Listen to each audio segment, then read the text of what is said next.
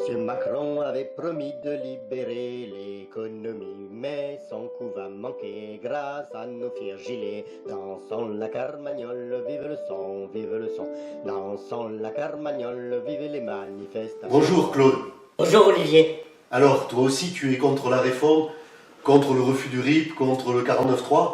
Bien sûr, je suis pour la démocratie, mais il faut d'abord voir l'objectif que l'on veut. L'abandon de la réforme ?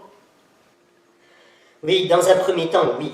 Mais ça ne suffira pas. Si la réforme ne passe pas aujourd'hui, elle va passer à 62 ans et demi, ou 62 ans et 3 mois dans 6 mois, ou dans un an, et puis après ça sera 62 ans et 6 mois, puis 62 ans et 9 mois, etc. Et petit à petit, on reviendra aux 65 ans.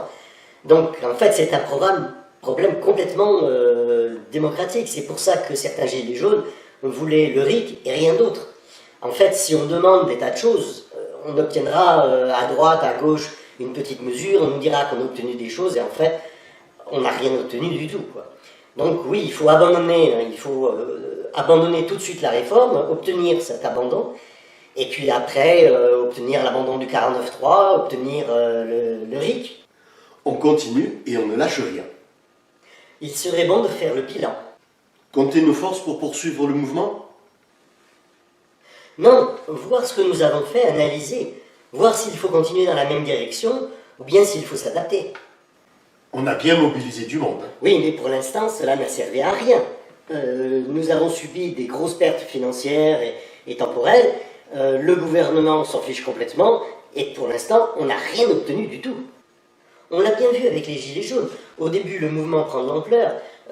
Petit à petit, des gens sont obligés d'arrêter parce qu'ils ont des pertes financières trop importantes. Et puis, petit à petit, il y a de moins en moins de monde, puis un jour ou l'autre, il n'y a plus personne. Donc non, il faut changer de méthode. Abandonner les manifestations ? D'abord réfléchir. Est-ce que depuis 2003, les grèves et les manifestations ont encore servi à quelque chose? Donc il faut changer de méthode, il faut trouver autre chose. Alors selon toi, les grèves et les manifestations ne servent à rien ? Oui, on a vu avec les Gilets jaunes que les grèves et les manifestations n'avaient strictement aucun résultat. Une grève, une manifestation, c'est une perte d'argent, une perte de temps. Beaucoup de gens ne peuvent pas la faire pour diverses raisons. Donc voilà, le site Pro-Démocratie analyse un petit peu tout ça. On fait quoi alors ? On cherche d'autres moyens d'agir. Aujourd'hui, il y a des gens qui font autre chose aussi que des manifestations et des grèves. Et le site Pro-Démocratie, justement, il peut nous aider. Il va recenser un certain nombre d'actions possibles, de nouvelles actions possibles, et il va analyser les anciennes pour voir si elles sont intéressantes ou si elles ne le sont plus. Quelques réflexions pour la route ? Des idées pour réfléchir. Est-ce qu'on a aujourd'hui suffisamment de biens pour pouvoir nourrir, loger, vêtir, distraire toute la population française? Est-ce que si on est en démocratie, il peut y avoir des grèves? Est-ce que si c'est pas la rue qui gouverne, alors est-ce qu'on est en démocratie?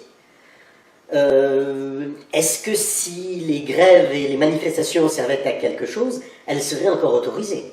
Merci Claude. Merci Olivier. Et merci à tous ceux qui nous écoutent. Dansons la carmagnole, vive les manifestations.